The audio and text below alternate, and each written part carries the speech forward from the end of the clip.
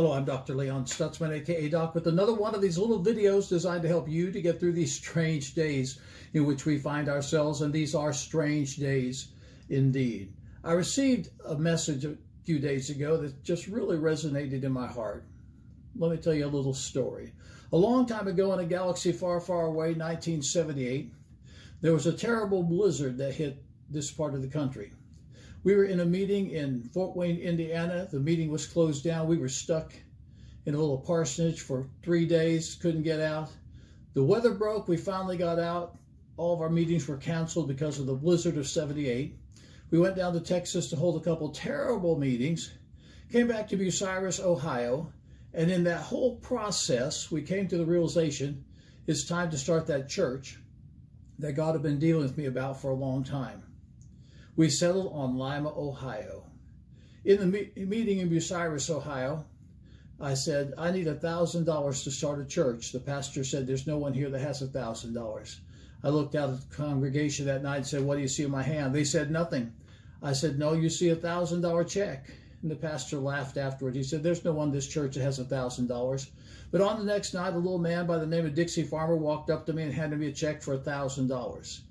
And that was the seed that began the church in Lima, Ohio, that we pastored for 10.5 years. Now, you may say, well, Dixie Farmer was out $1,000. It worked out well for him. That night, he sold the house that had been on the market for 3 years that no one had even looked at. And the woman paid cash $30,000 for his home. He was feeling good. But it didn't end there. He went on and started a very successful business and lived the life of his dreams. In the meantime, we went to Lima, Ohio, looking for a place to start a church, and all we could find was a little storefront on North Main Street. It had been a muffler shop. It had screaming yellow pegboard walls, broken linoleum for the floor, one dirty bathroom, but it was 1,000 square feet, and it was at a price that we could afford, so we rented it.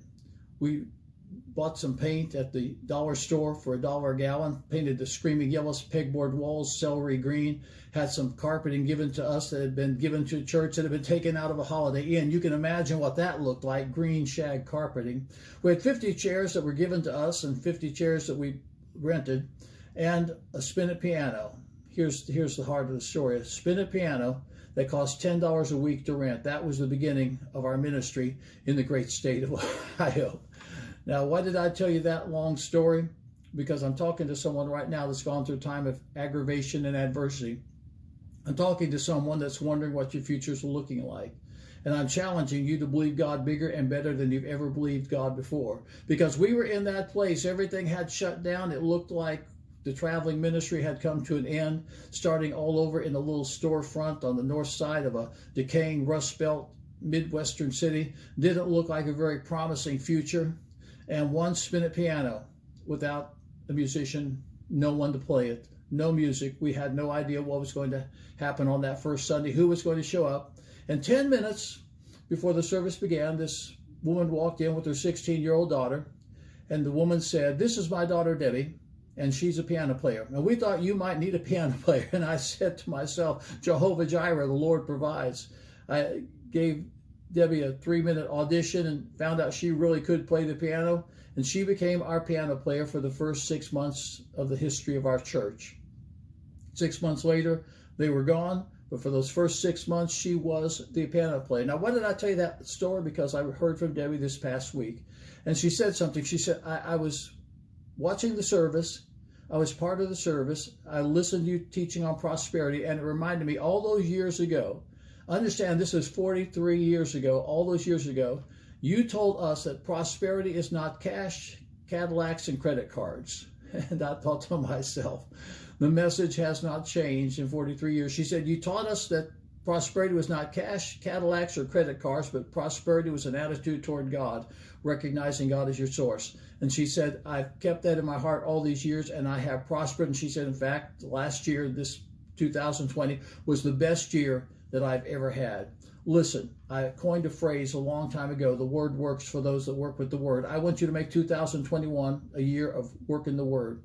It may look like things have gone downhill for you. You may not know what your future is going to hold. But if you'll dare to believe God bigger and better than you've ever believed before, you're going to see 2021 be your year of recovery. Without doubt, if you were in the New Year's Eve service, you heard this message, without doubt, you will recover all. I'll share some more thoughts along these lines on Friday. This Sunday at Aspire Church, the series is R.E., So Shall You Prosper. Reimagining your vision. You have to have a vision. If you don't have a vision, you're dying. The Bible says so. You have to have a vision, but visions have to be reimagined. And this Sunday, I'll show you how to reimagine your vision. It's going to take place right here, live stream, aspirechurch.tv. AspireChurch.tv, that's the live stream. Facebook, Aspire Church TV. Aspire Church TV, Facebook. Catch it Sunday morning, Eastern Standard Time. It is going to be powerful. I'm Dr. Leon Stutzman. I'll see you again.